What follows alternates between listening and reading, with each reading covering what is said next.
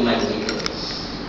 Dan kita telah pun dibawa oleh pengarang, iaitu mengetahui tentang adanya Allah Subhanahu wa Ta'ala dengan sifatnya yang esa ataupun sifatnya yang tunggal, yang tidak ada sekutu bagi Allah Subhanahu wa Ta'ala.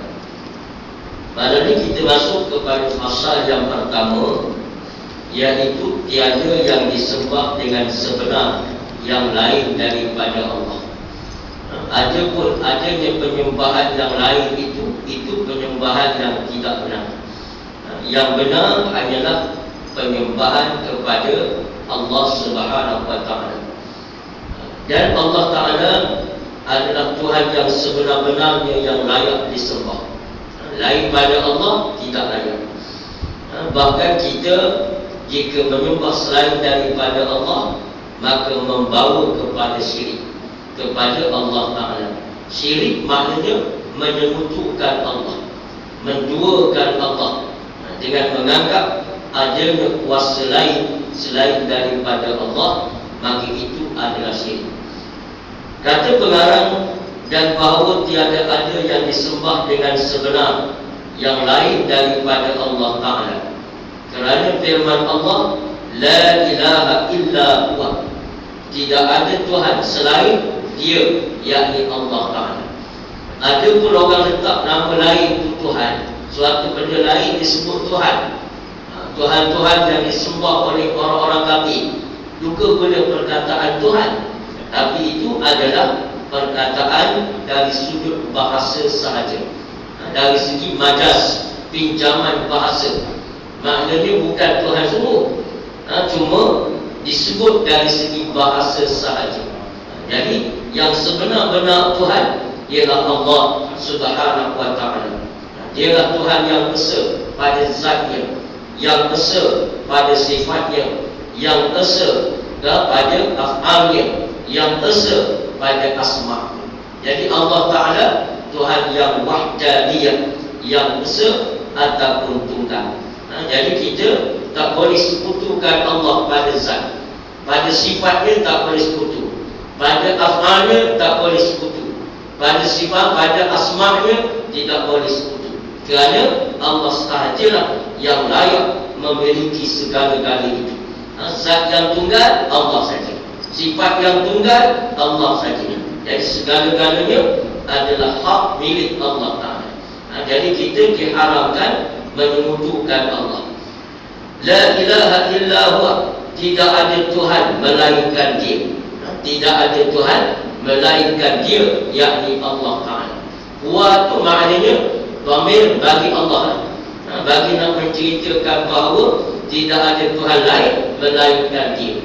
Perkataan Dia ini menandakan satu makrifat yang sangat rapat dengan Allah Ta'ala. Begitu kita sebut la ilaha illallah, tidak ada Tuhan lain melainkan Allah. Satu, la ilaha illahu, tidak ada Tuhan lain melainkan Dia. Dia itu menunjukkan satu pengenalan yang sangat rapat dengan Allah Ta'ala. Misalnya contoh, kita kata apa? Kita duduk kat rumah, ada orang beri salam. Ada orang beri salam. Lalu kita kata siapa yang beri salam itu? Orang tu pun kata yang beri salam itu Ahmad. Kalau sebut Ahmad itu maknanya masih tak berapa rapat itu. Siapa dia? Ahmad. Ahmad mana? Satu. Satu lagi, kalau kita sebut siapa yang beri salam itu, dia. Bila sebut dia itu menunjukkan satu ikatan yang sudah erat dan makrifah yang sangat mendalam. Maka begitulah kehendaknya kita dengan Allah. Dengan Allah ni kehendaknya hati kita sebab sedetik pun tidak lekang dengan Allah Ta'ala. Beriktikad dengan keesaan Allah, kekuasaan Allah, Ar-Razzaqnya, sifat pemberi rezekinya. Barulah kita ni tidak jauh daripada Allah. Apabila manusia jauh daripada Allah, maka akan ada antaranya dan antara Allah sekutu-sekutu yang lain selain daripada Allah Ta'ala. Kita tak boleh renggang dengan Allah. Bila renggang dengan Allah, akan muncul sekutu yang lain daripada Allah. akan rasa manusia hebat apabila tidak merasai kehebatan Allah. Bila tidak merasai kekayaan Allah, rasa manusia yang kaya. Bila tak merasai Allah bersifat pemberi rezeki, kita akan rasa manusia majikanlah yang tukang beri rezeki. Artinya kita mesti rapat dengan Allah Ta'ala. Bila rapat, tidak ada ruang untuk syirik muncul di tengah-tengah antara kita dan Allah Subhanahu Wa Ta'ala. Sebab itu ahli-ahli tasawuf, ahli-ahli agama, mereka selalu mempertingkatkan zikir. Tujuan zikir itu tak nak rendah dengan Allah, tak mahu rendah dengan Allah. Oleh kerana kita sekarang ni dah tak berapa berzikir, kurang masa nak zikir, itu jadi rendah dengan Allah. Bila orang beri duit, terus berasa lemah tu, tak berasa rezeki daripada Allah, tak berasa pemberian Allah. Bila manusia ukur sikit, berasa takut terus, tak berasa pendampingan dengan Allah. Sebab apa? Sebab kita rendah dengan Allah. Mengapa rendah dengan Allah? Kerana kurangnya zikir kita kepada Allah, kurangnya zikir. Jadi sebab itu kita kena memperbanyakkan zikir kepada Allah. Sebab itulah ahli-ahli zikir, dia ahli-ahli agama, mereka adalah ahli zikir. Fas'alu ahla zikri in kuntum la ta'lamun. Apa makna ahli zikir? Ahli zikir itu ialah orang yang benar-benar berilmu dan mengingati Allah, bertakwa dan takut kepada Allah. Gabungan ilmu dan takwa itulah ahli zikir. Dia bukan saja dia berilmu. Kalau ilmu saja belum ada takwa, tak berapa boleh nak tanya soalan kepada dia. Sebab kadang-kadang dia boleh jawab, kadang-kadang dia tak berapa nak jawab. Sebab tak ada takwa, tak berasa takut kepada Allah, berasa bergantung kepada manusia, walaupun dia ulama. Dan ahli ilmu saja tak berapa boleh tanya lagi soalan. Bimbang dia jawab tak tentu hala. Begitu juga ahli zikir saja. Kalau dia tu zikir saja, tak nampak saja zikir, tapi tidak ada ilmu pun tak boleh tanya. Apa yang kita nak tanya? Ahli zikir, iaitu orang yang benar-benar ingat kepada Allah dan benar-benar mengetahui tentang ilmu Allah Ta'ala. Baru kita tanya manusia yang berilmu dan takut kepada Allah. Baru jangan jawab itu yang haram jawab haram, yang halal jawab halal. Kalau ilmu saja tak ada takwa, dia boleh menyempang lagi. Dia boleh menyempang lagi. Kalau untung ke dia halal, kalau rugi ke dia haram. Jadi semua tak jadi. Jadi sebab itu kita mestilah pertama mendekatkan diri kepada Allah dengan ahli zikir. Jadi tidak ada Tuhan lain melainkan Allah, melainkan Dia, yakni Allah Ar-Rahmanur Rahim. Dialah Allah yang Ar-Rahman. Ar-Rahman makna Tuhan yang sangat pemurah. Allah pemurah. Kalau terjemah dalam buku ni dikata apa? Nak memberi nikmat yang besar-besar. Nikmat yang besar-besar aja apa? Makna nikmat yang zahir, yang kita nampak. Makan, minum, sebagainya ini Allah Ta'ala beri nikmat kepada orang kafir dan kepada orang Islam. Beri semua. Makan beri pada orang kafir. Kadang-kadang makin kafir makin kaya, makin lawan Islam makin banyak duit. Sampai bilion-bilion, sampai beratus-ratus juta lawan Islam. Yang memperjuangkan Islam makin wow, makin tak ada duit. Makin berjuang Islam makin ambil belanja. Allah Ta'ala beri semua kepada orang-orang Islam dan orang-orang yang kafir. Semua telah beri belanja.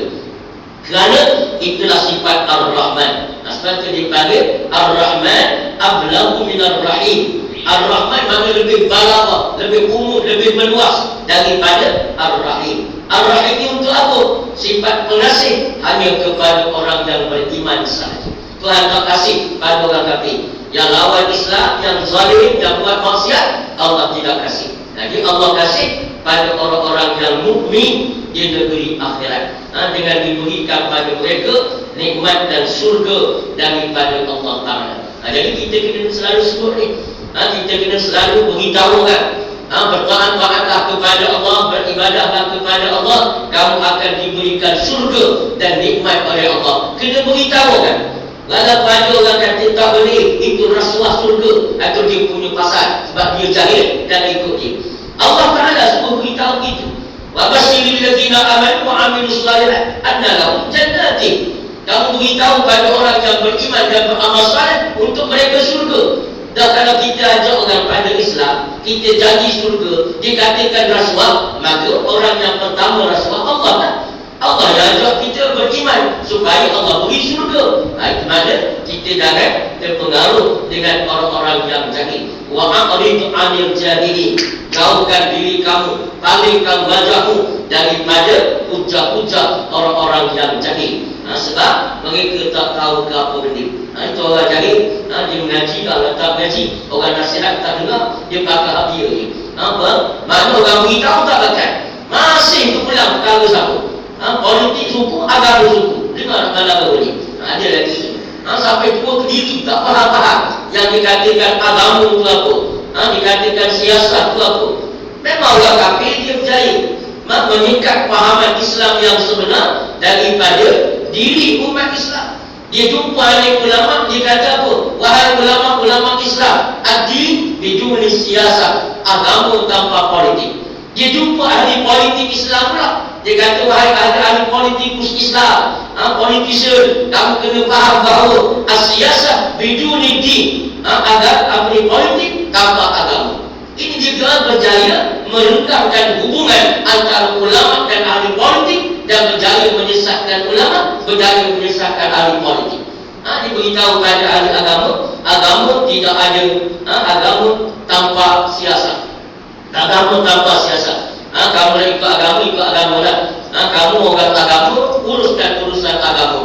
Dan itu nikah, kahwin, cerai berai, menyusu, kata bertalak, talak bagi, talak rajai, puasa, zakat, haji, umrah, tawaf, sa'i. Itu kamu boleh bincang itu. Sebab kamu ahli agama. Ahli agama jangan dekatkan diri dengan politik. Sebab politik kotor. Lalu ahli agama jauh dengan politik. Menjadikan apa? Menjadikan agama lemah.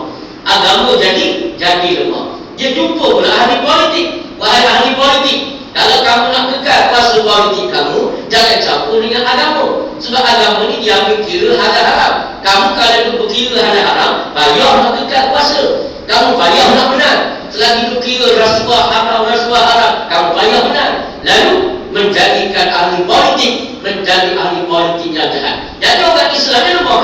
Ahli politik jahat, ahli agama lemah.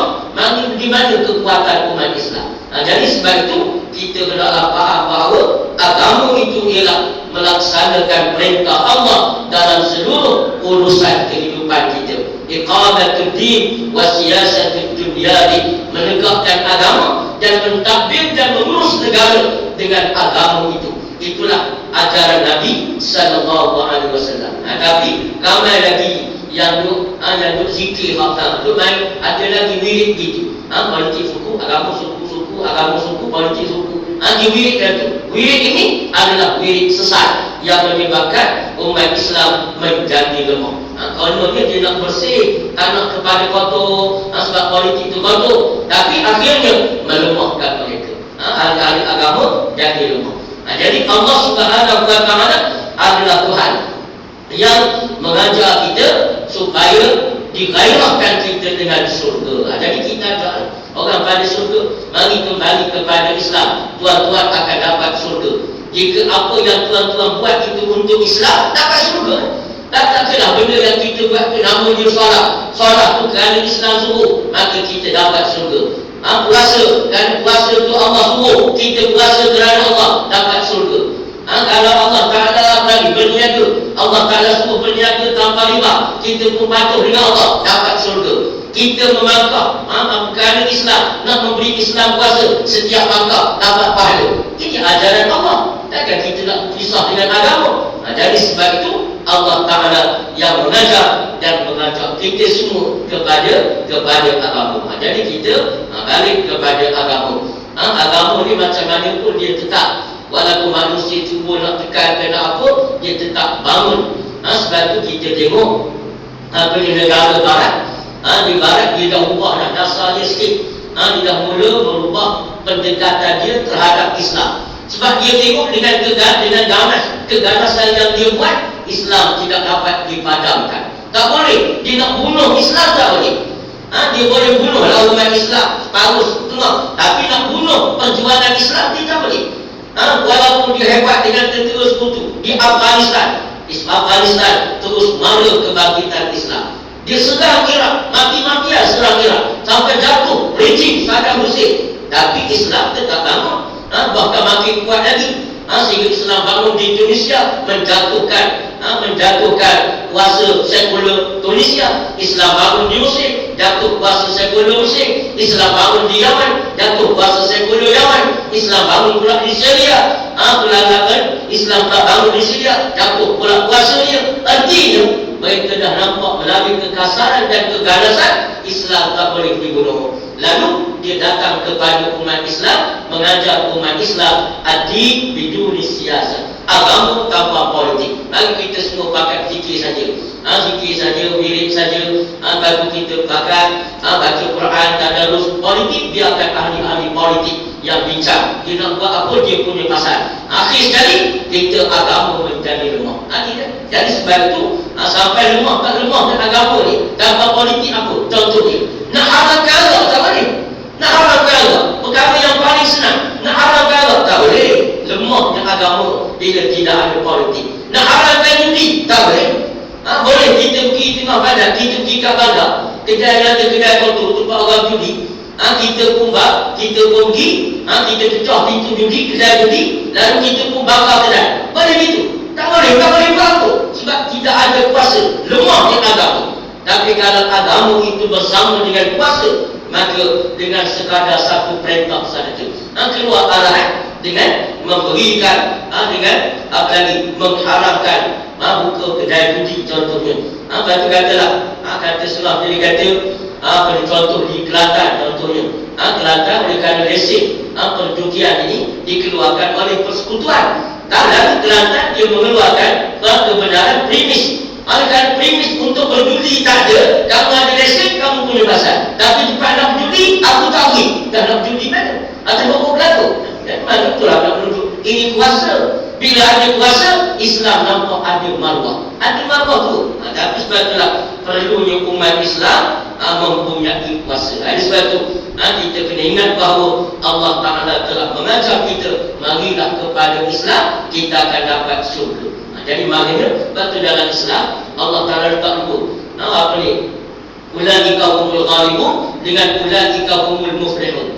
Allah sebut orang yang bersama dengan Allah, allazina apa ni, orang yang menjadikan Allah itu wali, menjadikan Nabi itu wali, menjadikan orang beriman itu pimpinan mereka. Lalu Allah kata apa? Ulaika hizbullah, mereka itulah parti dan kumpulan Allah. Dan Allah kata ulaika humul ghalibun, dan mereka itu mencapai kemenangan. Ghalibun ulama sebab kemenangan di dunia, muflihun kejayaan di akhirat. Maknanya dua-dua dapat. Orang yang berada atas perjuangan Islam. Jadi sebab itulah Islam ni orang tak boleh bunuh. Tak boleh nak bunuh. Buatlah macam mana. Negeri yang patut tak, kalau Islam ni boleh dibunuh, negara yang sepatutnya dah tak ada Islam, ialah Palestin. Palestin patut tak ada dah Islam dengan daripada dulu. Pada tahun 1948 lagi. Dah diserang dibunuh. Patut tak ada dah Islam. Masih ada. Negara yang patut tak ada Islam ialah negara di bawah kuasa Soviet. Di antaranya ialah Chechnya umpama ni. Tapi tak, Islam tetap bangun. Adalah menunjukkan bahawa tak boleh dibunuh Islam. Buatlah apa sahaja sekalipun, kali itu janji daripada Allah Subhanahu Wa Taala yang Maha Berkuasa. Dan bahawa Allah Taala itu Tuhan yang Maha Berkuasa, Maha Kuasa. Tiada ada sesuatu yang melemahkan akal dia. Sebab itu bila kita duduk bersama dengan Allah, kita akan diberikan kekuasaan oleh Allah Ta'ala. Orang yang bergantung dengan Allah, Allah Maha Kuasa. Qulillahumma malikal mulki tu'til mulka man tasha wa tanzi'ul mulka mimman tasha wa tu'izzu man tasha wa tuzillu man tasha biyadikal khair innaka ala kulli syai'in qadir. Katakanlah ya Muhammad, setengah kita yang beramal dengan wirid Muhammadiyah, ulama wirid Muhammadiyah, kita baca ni dalam wirid kita lepas salat. Lepas daripada kita baca ayat apa ni, baca Al-Fatihah, lepas tu baca ayat kursi, lepas tu baca amalan Rasul. Lepas amalan Rasul kita baca apa? Qulillahumma malikal mulki tu'til mulka man tasha wa tanzi'ul mulka mimman tasha wa tu'izzu man tasha wa tuzillu man tasha biyadikal khair. Ya Allah, Wahai Allah, Allahumma malikal mulki tu'til mulka man tasha. Katakanlah ya Muhammad, wahai Tuhan, Engkaulah yang berkuasa memberi kerajaan pada siapa yang Engkau mahu. Dan Engkaulah mencabut kerajaan daripada siapa yang Engkau mahu. Allah Ta'ala berkata. Dan kita memang baca dalam sejarah berapa banyak sudah kerajaan dan dinasti hebat zaman dulu dah tak ada dah sekarang. Sama ada yang disebut dalam Quran ataupun dalam sejarah moden. Sebut dalam Quran ialah kerajaan Namrud. Tak ada kerajaan Namrud. Kerajaan Fir'aun, hebatlah Fir'aun. Sampai setengah orang kata Fir'aun ni 300 tahun tak pernah menang. Datang belakang pun tak pernah. Nak punya hebatnya dia. Tapi jatuh kerajaan Fir'aun. Kaya-kaya dia. Kerajaan Rom jatuh. Kerajaan Parsi jatuh. Ada menunjukkan pada kita bahawa Allah mencabut kerajaan daripada siapa yang dia mahu. Dulu Mongol ni kerajaan besar dulu. Start daripada tengah pada rumput negara China. Dia bawa kepada sampai tidak ada lagi masa itu negara yang boleh menjatuhkan Rusia. Tapi Mongol dia jatuhkan Rusia. Sampai pergi ke Baghdad, negara Islam, dia jatuhkan kerajaan Baghdad. Hebat. Di bawah Genghis Khan, Rulagu Khan, semua hebat-hebat mereka. Tapi akhirnya sekarang mana dia Mongol? Tak ada lah kerajaan Mongol. Orang bunuh itu saja orang Mongol. Letup hamba kecil, tak ada apa-apa lah. Tadi nak tunjuknya bahawa tak ada kuasa lah. Allah beri kerajaan pada siapa yang dia mahu. Allah cabut kerajaan daripada siapa yang dia mahu. Jadi sebab itu kita yakin akhirnya dunia ini akan diserahkan oleh Allah kepada hamba-hamba Allah yang saleh-saleh. Walaqad katabna fil zaburi min ba'di dzikr anna al-ardha yarithuha ibadiyas salihun. Allah janji bahawa bumi ini aku akan wariskan kepada hamba-Ku yang saleh-saleh, yang baik-baik, yang bertakwa. Jadi maknanya Islam pasti akan menang. Sebab itu sekarang kita tengok Islam hebat. Mana Islam lagi hebat. Bahkan orang yang bukan Islam pun akhirnya dia boleh fahamkan Islam. Dulu dia tak berapa faham sebab dia tak kawan dengan kita. Tapi bila kita berkawan, lama-lama faham. Dia boleh duduk selama sekali dengan kita. Dia boleh dengar paling tidak kebaikan Islam, kebenaran Islam. Dulu orang tipu dia. Dulu orang Islam lain tipu dia. Kamu jangan ikut Islam. Kalau ikut Islam kamu tak keluar dah minat. Kamu akan disunatkan. Kamu bila ikut Islam, kamu apa lagi? Kamu akan teraniaya, diskriminasi. Kamu akan macam-macam jenis. Nak berhibur tak boleh dah. Kamu nak mandi terhadap mobil tentu ada tak boleh dah. Apa ni tak ada dah, hiburan tak ada dah, semua ni tidak ada. Ekonomi benda tu haram, benda ni haram, bank bakal runtuh semua. Akan dibukukan servis dia. Jadi ditakutkan menjadikan mereka jauh daripada Islam. Tapi sekarang mereka mengaji bersama. Dulu depan Tok Guru, setengah peraja datang, kuliah hari Minggu Tok Guru datang. Dia nak datang masjid, dia mana boleh lagi setakat ni. Sebab masjid, baru kita pula kadang-kadang bila dia datang, kita tengok muka dia, tak kelik-kelik. Jadi mana boleh dia pun, setengah begitu. Jadi maknanya, dia datang dalam kuliah, dalam ceramah, akhirnya faham dia daripada orang Islam yang tidak mahu kepada Islam. Allah Ta'ala ni. Sebab itu kita tengok bagaimana Islam mendapat sokongan. Jadi sokongan Islam lama-lama makin dapat sokongan. Sampai beratus-ribu orang sekali kumpul. Beratus-ribu, bukan main 10,000, bukan main 10,000. Kita tengok walaupun cuba berita-berita, ada berita cuba beli macam-macam lah. Kita tengok negara kita kan, negara kita ni macam-macam lah berita. Kalau tengok daripada satu saluran memang semua berita tengok tak ramai habis. Lebih kurang 5,000 orang sahaja memenuhi dataran Merdeka. 5,000 kan? Main punya nak menipunya. Zaman sekarang kita nak tipu lah. Sekarang bukan zaman kamera zaman dulu. Zaman dulu memang orang bawa kamera pun. Kamera tu berat. 2 orang pikul kamera masa tu. Kamera zaman dulu. Lepas tu bila nak ambil gambar, dia kena tutup dengan kain hitam. Itu zaman dulu tak payah kan? Dia kena tutup dengan kain hitam. Lepas tu bila ambil gambar, boom, dia keluar asap. Itu berapi keluar. Itu kamera zaman dulu. Jadi maklumat payah lah masa tu nak dapat. Kita cuma dapat maklumat daripada berita TV1 masa tu. TV2 jarang-jarang, TV3 belum ada lagi, baru TV1. Berita tu saja maklumat kita. Memang boleh tipu lah. Berita tu pun dia lewat sikit, lepas compact, baru ada berita. Jadi mana payah dapat maklumat masa tu. Orang ada TV pun tak ramai. Sebuah kampung Tok Mulu dia ada TV masa tu. Jadi Tok Mulu seorang ada TV, orang kampung tak ada TV. Pagi esok hari Jumaat Tok Mulu nak tipu orang kampung. Jadi maknanya memang payah dapat maklumat. Sekarang ada video dia, video kamera handicam, ada pula lagi ada kamera digital, telefon pula semua boleh ambil gambar. Pada masa itu berlaku, boleh siapkan seluruh dunia dalam hanya beberapa saat. Dan nak tipu macam mana? Tak nak tipu lagi, ada masalah dia. Tapi masih nak menipu. Jadi sebab itulah, dari sebab itu kita perlu maklumat yang jelas. Tengok orang buat kajian atas sekarang. Orang tengok himpunan itu bukan melalui mata kasar biasa. Orang boleh ambil daripada udara, daripada satelit lagi. Tengok melalui Google, tengok berapa ramai jumlah, boleh kira melalui sistem pengiraan model, boleh agak berapa ini. Jadi maknanya orang boleh agak tu. Jadi mana? Jadi kita nak menipu tak boleh dah. Nak kata ramai baru ni himpunan merah dengan kursi-kursi yang berwarna merah.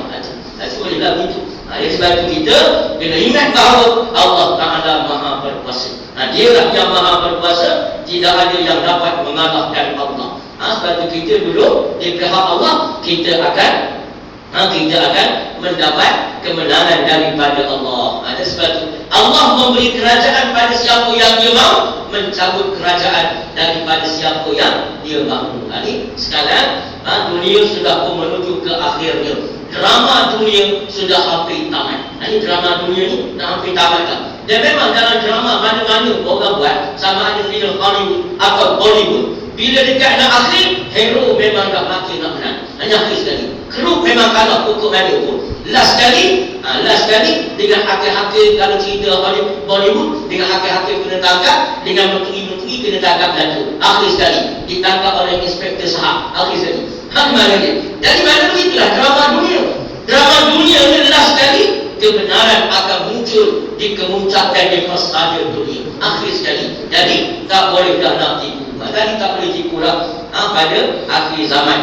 Dunia boleh boleh mengetahui mana yang benar dan mana yang salah dengan cepat. Jadi sebab itu Allah memberi kerajaan pada siapa yang dia mahu. Kalau tengok dengan tak pernah sabar lah. Nabi dulunya zaman awalnya, Nabi Yusuf ni dicampak dalam telaga. Dalam telaga campak Nabi Yusuf. Dengan begitu dihina, dah lagi campak. Lepas tu dia dipungut, dijual pula. Jadi hamba sahaya. Kalau mengikut perkiraan politik, tak ada harapan dah nak jadi pemerintah Mesir. Tapi Allah punya kerja, Allah angkat orang yang dia mahu ke persada, ke kekuasaan, dan Allah berikan dia kuasa. Ini mana nak menunjukkan kerja daripada Allah Subhanahu Wa Taala. Kalau kita tengok dalam perkiraan, dalam orang bagi sipil politik, memang tak pernah sabar lah. Nabi Musa nak jadi raja, pelarian Nabi Musa ni mati pendatang tanpa izin. Kira-kiranya dulu Nabi Musa dicampak dalam laut, duduk dalam di istana Fir'aun, kat kedanan pun tak ada sebab beranak jauh sekali. Tapi akhir sekali dia berjaya menjatuhkan kerajaan Fir'aun dan menegakkan kedaulatan Islam. Jadi maknanya Islam adalah agama yang dijanjikan oleh Allah. Sebab itu kita duduk teguh-teguh dengan Allah Ta'ala, dengan agama, dan tidak menoleh kiri kanan. Walaupun di kiri dan di kanan dihamburkan uang dengan begitu sekali banyak dua bulan, tidak butuh, tak butuh hati mereka. Jadi kita kena teguh dengan Islam, berdiri teguh. Kenapa kita yakin orang yang berada dan yang berada di pihak yang salah akhirnya akan dikalahkan oleh Allah Subhanahu Wa Taala. Walaupun bunyi dapat beriang untuk, namun dah beriang untuk, dia yang kukuh pun bahaya, ini tak perlu untuk. Dia makin keinginan.